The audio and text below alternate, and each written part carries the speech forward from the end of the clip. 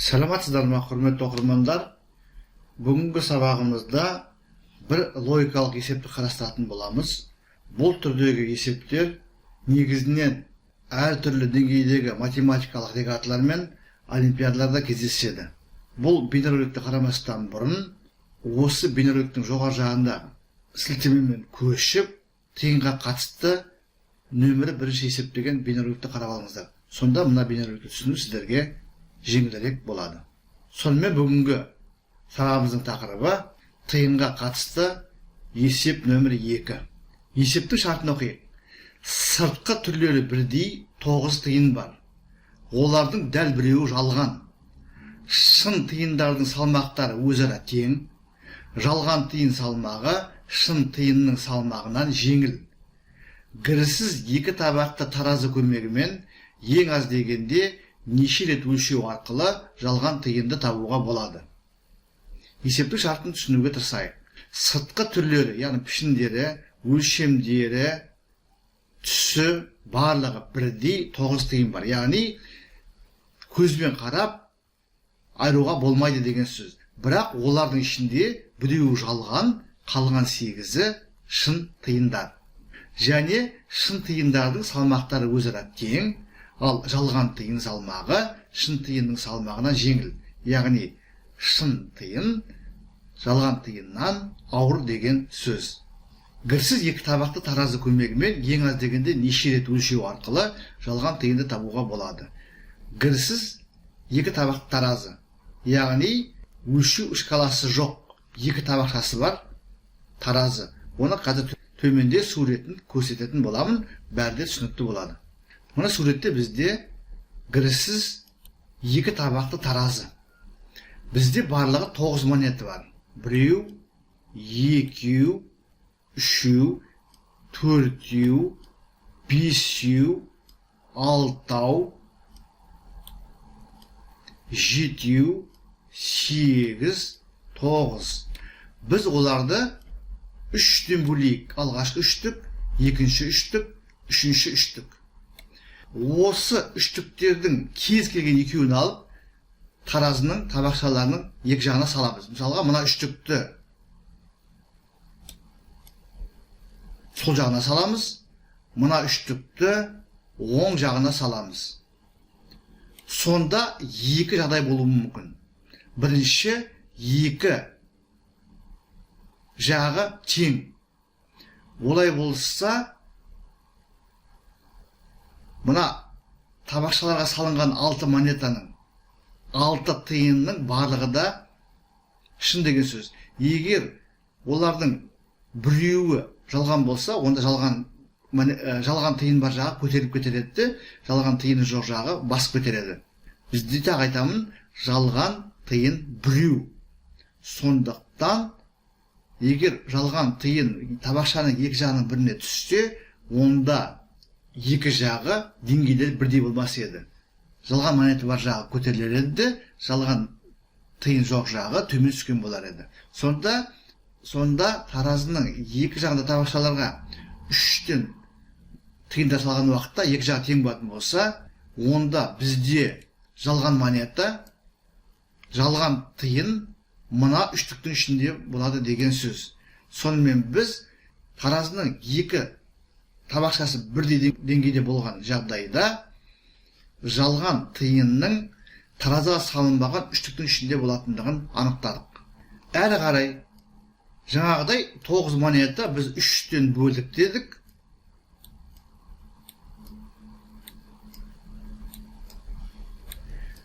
Мына бірінші жағдайда таразының екі жағындағы табақшалардың деңгейлері бірдей болып, жалған тиын қалып қойған 3-түктің ішінде болатындығын анықтағанбыз. Енді екінші жағдай, біз мынадай қылып 3-тен топтадық тағы да, бір 3-түгін таразының сол жағындағы табақшаға салдық, екінші 3-түгін оң жағындағы табақшаға салдық. Осылай саламыз, сонда бір жағы басып кетсін. Сол жағы не оң жағы? Мысалы айтайық, оң жағы басып кетсін дейік. Егер сол жағы басып кетсе, онда пайымдау тап осылай болар еді. Енді қараңыздар, оң жағы басып кетті, сол жағы жоғары көтерілді. Бізде жалған монета біреу ғана, бізде жалған тиын біреу ғана. Олай болса, жалған тиын мына жердегі үштіктің ішінде болады. Себебі оң жақ басып кетті, мұнда барлығы да шын тиындар деген сөз, жалған тиын мұнда болып тұр. Олай болса, мыналардың барлығы да шын тиындар. Яғни тараза салынбаған үштіктегі үш тиынның барлығы да шын тиындар.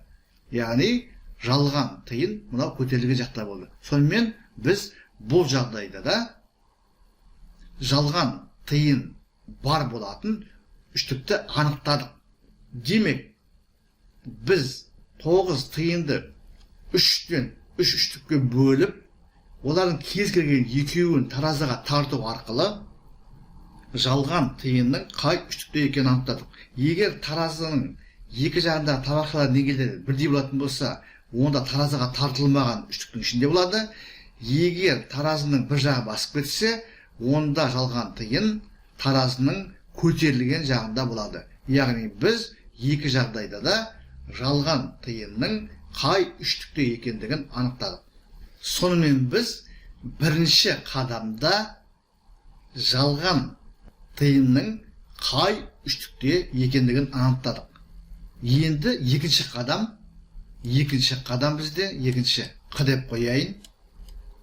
Біз жалған тиынның қай үштікте екенін анықтадық. Яғни бізде 3 тиын бар. Енді осының біреу жалған, екеуі шын. Және есептің шартына сай жалған тиын шын тиындардан жеңілірек.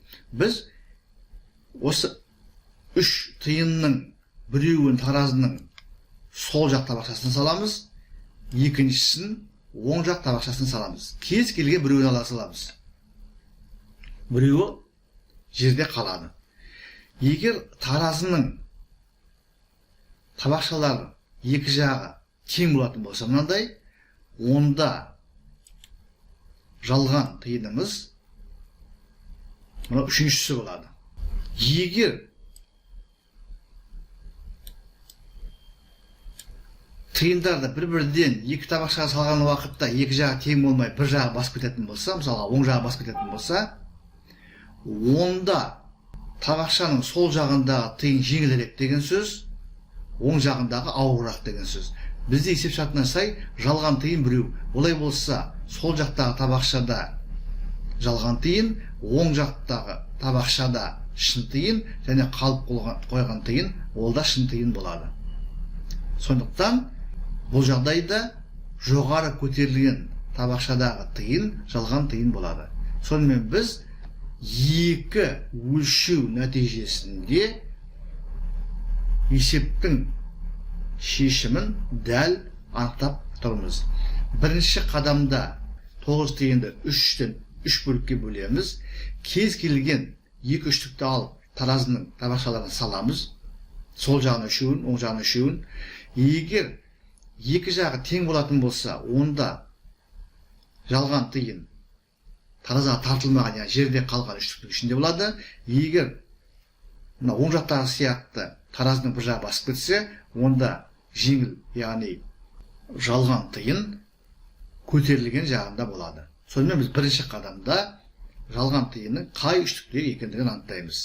Содан кейін осы үшеуін алып қаламыз да, жаңағы барлық тиындар шын болатын екі үштікті алып тастаймыз. Бізде жалған тиыны бар үштік қалады. Сол үш тиынның кез келген екеуін алып таразының екі табақшасына бір-бірден саламыз. Сонда егер сол жақтағы сияқты бірінші жағдай таразының табақшалары бір деңгейде болатын болса, онда екі монетаның салмақтары бірдей деген сөз, яғни екеуі де шын монеталар деген сөз, яғни екеуі де шын тиындар деген сөз. Себебі шын тиындардың салмақтары өзара тең. Бұл жағдайда жерде қалып қойған, яғни таразаға тартылмаған тиын жалған тиын болады. Ал егер таразының екі жағындағы табақшаларға бір-бір тиыннан салған уақытта бір жағы басып кететін болса, мысалға оң жағы дейік, сол жағы басып кетсе де пайымда осылай болады. Онда көтерілген жағында жалған тиын болады, басып кеткен жағында шын тиын болады. Бізде жалған тиын біреу болғандықтан қалып қойған үшінші тиын шын тиын болады. Көтерілген жақта жалған тиын болып тұр. Яғни бұл жағдайда біз жалған тиынды анықтап тұрмыз. Сонымен Есептің жауабы бұл жағдайда, яғни осы есепте 2 рет өлшеу арқылы жалған тиынды анықтауға болады. Сонымен, құрметті оқырмандар, біз бүгінгі сабағымызда бір логикалық есепті толық талдадық. Бұл есеп шын және жалған тиындарға қатысты есеп. Мұндай есептер жоғарыда айтып кеттім, тағы да қайталаймын. Әртүрлі деңгейлердегі математикалық олимпиадалар мен регаталарда өте жиі кездеседі. Екінші жағынан, мұндай есептерді шешу адамның логикалық қабілетін, яғни ойлау қабілетін арттыруға септігін тигізеді. Сіздерге барлығы түсінікті болды деп ойлаймын. Егер сұрақтарыңыз, ұсыныс пікірлеріңіз болса, бейнероликтің астындағы комментарийға жазыңыздар. Мен әр сұраққа, ұсыныс пікірге уақытты және нақты жауап беруге тырысатын боламын. Зейін қойып тыңдағандарыңыз үшін көп рахмет. Келесі кездескенше.